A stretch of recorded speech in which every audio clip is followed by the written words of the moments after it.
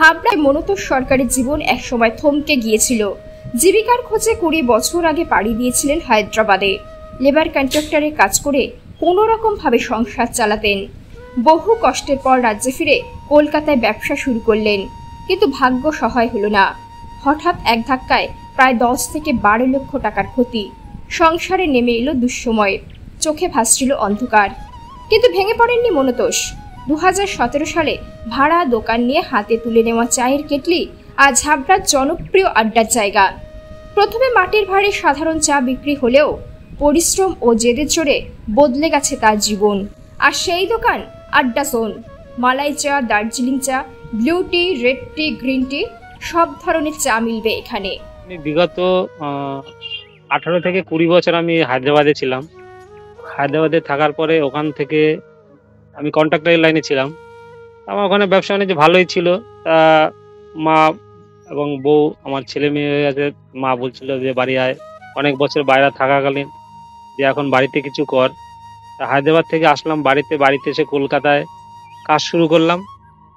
কলকাতায় কাজ শুরু করার কলকাতায় কাজে খুব লস খেলাম, অনেক টাকা লস খাওয়ার পরে আমাকে যে ড্রাইভার নিয়ে যেত গাড়িতে, তার কথা বললেই নয়। কৌশিক আমার ভাগনা হয়। কৌশিক যেতে যেতে বলতো গাড়িতে, মামা তুমি এই কাজটা ছেড়ে অন্য কিছু করো। তখন কি করব মাথায় আসছিল না। হঠাৎ একদিন বললো যে মামা একটা কোনো খাবারের দোকান তুমি শুরু করো।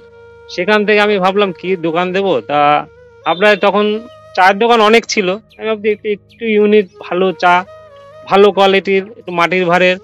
আমি হাবড়া প্রথম শুরু করলাম দেশবন্ধু পার্কে একটা দোকান ভাড়া নিয়ে শুরু করলাম। শুরু করতে করতে আজকে আমার পিছনে ফিরে তাকাতে হলো না। আমার কেতলিতে আজকে আমাকে অনেক চায়ের কেতলিতে অনেক উপরে নিয়ে গেছে। এমন এটা নিয়ে আমি ভালো আছি। এবং হাবড়াবাসীকে একটাই বলবো, আড্ডাজন সবাই চেনে, তা আমরা সবাইকে বলবো আসুন, চা উপভোগ করুন। আমার জীবনীটা খুবই কষ্টের, সব বলতে পারছি না, কিন্তু তার থেকেও আমি এখন চা ব্যবসা করে খুবই ভালো আছি। আমার মনতোষ সরকার, আমার বাড়ি বাণীপুরে, দেশবন্ধু পার্ক দোকান। হ্যাঁ, নিজস্ব। আমি প্রথমে ভাড়া ছিল দোকানটা, আমার প্রিয় শুভদারের দোকান ছিল। সেখান থেকে আমি পরবর্তীকালে বছর দিয়ে ভাড়া চালাকালীন আস্তে আস্তে কিনে নিলাম দোকানটা। এখন ভালো আছে।